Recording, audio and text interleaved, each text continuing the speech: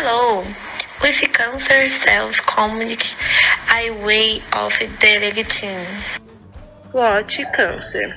According to the Inca National Cancer Institute, cancer is the name given to a set of more than 100 diseases that have in common the disordered, malignant growth of cells that invade the tissues and organs and can spread metastases to other regions of the body. The event happen to the cells tend to be very aggressive and uncontrollable, determining the formation of tumors or malignant neoplasms. What is metastasis? The Oncology Institute says when the cancer spread beyond where it started, primary site, to other parts of the body, it is called metastasis. When cancer cells travel through the bloodstream or lymphatic vessels to other areas of the body. Many of the cancer cells that break away from the primary tumor die without causing any problems. But some come to a new area where they begin to grow and form new tumors. Sometimes metastatic tumors are diagnosed during tests performed for the diagnosis of primary cancer. In some cases, no metastasis is found in the time of the initial diagnosis. Other times, they're found after the end of treatment. When cancer returns after treatment, it's called relapse. The following video is about cancer. This is a better that human race has faced for centuries, and while we've made some progress, we still have not want to offer every 5 people in the world will have cancer during their lives. Of these, 90% will develop metastasis. For example, a patient with breast cancer does not succumb to the disease simply by having a lump in her breast. It succumbs to the disease because it spreads to the lungs, liver, lymph nodes, brain, and bones where it cannot be removed and treated. Metastasis is a complicated process which has been studied for several years, and it has been discovered recently that cancer cells are able to communicate with each other and coordinate their movements based on how closely they are in their tumor microenvironment. They communicate through two signal molecules called interleukin-6 and interleukin-8, and if they block the signal using a cocktail of drugs they develop, it will be possible to stop the communication between these cells and contain the spread of cancer.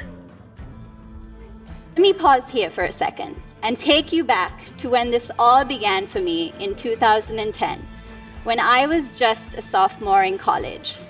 I had just started working in Dr. Dani Works' lab at Johns Hopkins University. And I'll be honest, I was a young, naive Sri Lankan girl who had no previous research experience. And I was tasked to look at how cancer cells move in a 3D collagen 1 matrix that recapitulated in a dish the conditions that cancer cells are exposed to in our bodies. This was new and exciting for me because previous work had been done on 2D flat plastic dishes that really weren't representative of what the cancer cells are exposed to in our bodies. Because let's face it, the cancer cells in our bodies aren't stuck onto plastic dishes. It was during this time that I attended a seminar conducted by Dr. Bonnie Baesler from Princeton University, where she talked about how bacterial cells communicate with each other based on their population density and perform a specific action. It was at this moment that a light bulb went off in my head, and I thought, wow, I see this in my cancer cells every day when it comes to their movement. The idea for my project was thus born. I hypothesized that cancer cells are able to communicate with each other and coordinate their movement based on how closely packed they are in the tumor microenvironment. I became obsessed with pursuing this hypothesis. And fortunately, I worked for someone who was open to running with my crazy ideas. So I threw myself into this project.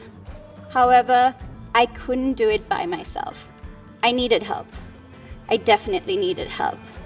So we recruited undergraduate students, graduate students, postdoctoral fellows, and professors from different institutions and multiple disciplines to come together and work on this idea that I conceived as a sophomore in college. After years of conducting experiments together and merging different ideas and perspectives, we discovered a new signaling pathway that controls how cancer cells communicate with each other and move based on their cell density. Some of you might have heard this because most of social media knows it as the Hasani effect.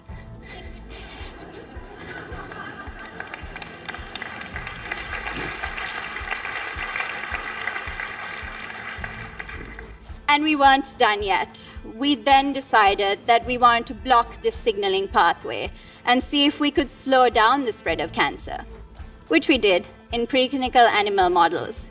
We came up with a drug cocktail consisting of tocilizumab, which is currently used to treat rheumatoid arthritis, and reparexin, which is currently in clinical trials against breast cancer. And interestingly, what we found was that this cocktail of drug really had no effect on tumor growth, but directly targeted metastases. This was a significant finding because currently there aren't any FDA-approved therapeutics that directly target the spread of cancer. In fact, the spread of cancer, metastases, is thought of as a byproduct of tumor growth, where the idea is if we can stop the tumor from growing, we can stop the tumor from spreading. However, most of us know that this is not true. We, on the other hand, came up with a drug cocktail that targets metastases not by targeting tumor growth, but by targeting the complex mechanisms that govern it through the targeting of the Hasani effect.